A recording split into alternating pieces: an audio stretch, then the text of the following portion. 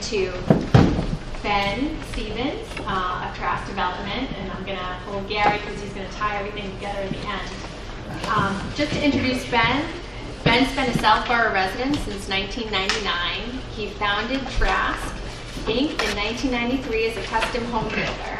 Trask Inc. has evolved into a full-service residential developer of single-family homes, townhouse developments, apartment buildings, and mixed-use developments. Ben is a 1988 Harvard University graduate with a BS in Applied Mathematics, concentration in economics, as well as attending Harvard University Graduate School of Design, Architecture, and Construction Management. And we've invited him here today to talk about his exciting project, and I will let you talk about that, and I just want to welcome Ben. Thank you.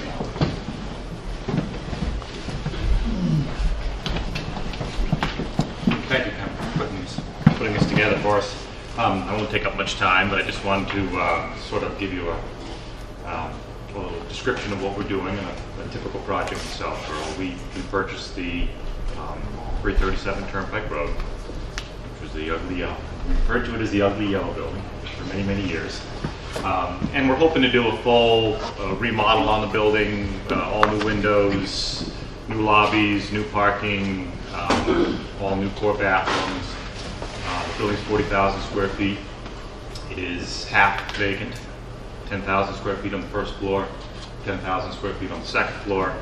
Trask, my office, is moving there. We are at 30 Turnpike Road, which is, somebody's buying our condo unit there, but we're moving over probably around February, March, and we're trying to rent out the rest of the space. We're gonna, like I said, with the new core bathrooms, we're planning on putting first floor shower unit in. The second floor, we're actually turning it into potentially 4 or 5 incubator spaces that share a conference room, all new windows, all new build out. So we could do a smaller tenant at will, month to month, that sort of option in the 1,500 to 2,000 square feet. And we have a signage opportunity being on Route 9. So with the new brick facade, new stucco facade, we're hoping to attract a nice user, especially for our first floor. And right now it's a full shell, so it's open for options.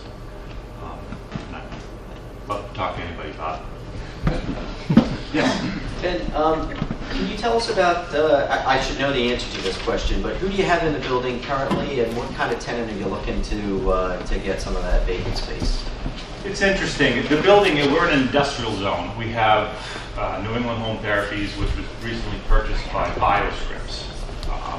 So they're a company that does, Gary probably knows a little bit better about them than what I do, but they provide oxygen and medications. They have vans that go to home health, probably working with the Visiting Nurses Association in the building next door, taking medications to home health care providers direct. They have they're about 20,000 square feet, and I would say about 7,000 is warehouse. And then they occupy the front of the building. They've been there, I want to say 14 or 15 years. They recently renewed, about 2 years ago they renewed. They are currently investing a substantial amount of money in a new clean room. I think because of what's happened recently, there's been some interesting regulations at the state regarding clean rooms. So any and all clean rooms, and they don't really process anything like New England compounding, but everything that comes out when they create a package of pills that goes with a home health care provider, they have to assemble it, and that's considered compounding. So they're actually investing, I want to say, about $300,000 or $400,000 in an internal clean room. Great tenant. They put up with us in our construction schedule, so we're very excited that they're in the building. The other side, we do have a tailboard option. We're looking for, we'd love to find it as somebody else that needs the signage that maybe is in the medical profession. Because of the new build out, would want maybe something a little bit different. We haven't really explored options because we're trying to get a schedule down and when we're going to be done and what's it going to look like. But with the new windows going in and the new handicap, we're trying to redo the parking lot. We think we have, hopefully we'll find a nice user for the first floor. I've got brochures and renderings if you'd like to look at them. Pam, do we have that stuff? No, probably not. Great. Yeah, we'll get that. So we're very excited about it. I'll jump on my horse right now about being a developer in Metro West and applaud your group. I'll applaud the building department in Southborough. They've been excellent.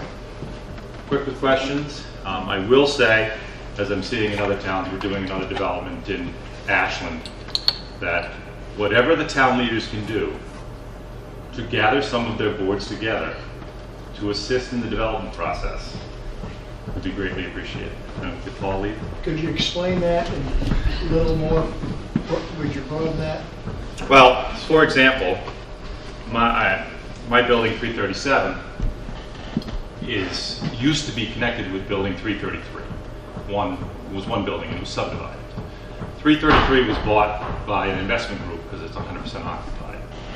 So, but we do have some cross easements on our parking lot, and we're sort of sharing and figuring our parking lot out.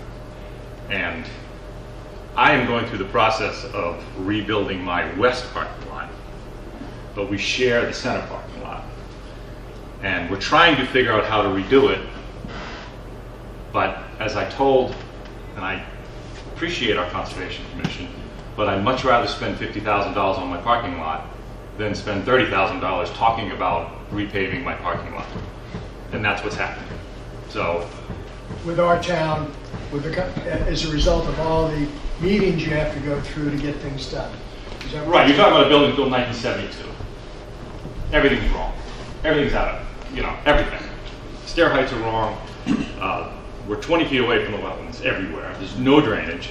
There's no catch basins. There's no nothing. So everything we do is an improvement, all of which we don't mind doing. What we don't want to do is talk about it for months. And there's a process, and they have to follow the process. But the more the boards understand, especially on redevelopment, especially on older projects, what's happening if I had a project that had to go to the zoning board and the planning board in this town, I wouldn't do it because of what's going on. So I'm asking the town leaders who are here, because we've discovered in other towns we can have a pre-meeting, and I just have an example in Ashland where there was a $10 million apartment finance, and that bank said, I need a letter from your Conservation Commission today explaining X, Y, and Z. The town manager got on the phone with the person who worked it, and 20 minutes later I had a letter and said exactly what I needed it to say to make this bank happen. That's what we need more of. And it's not that we don't have the right people. It's just there needs to be a little bit more cohesive approach to it. So that the individuals who are employed at the town level or in these positions understand what we're going through, can relate that to their board, whether it's a time-sensitive thing, whether it's a money thing, whether we're talking about a specific tenant. And so we know that inside the town hall, those individuals have the power to be beholden with our project and actually talk to their boards about it. So I wish Paul was here. And I know it's a process, and we fight boards all the time, but we're starting to see some interesting things in Natick. We're starting to see some interesting things in Ashland.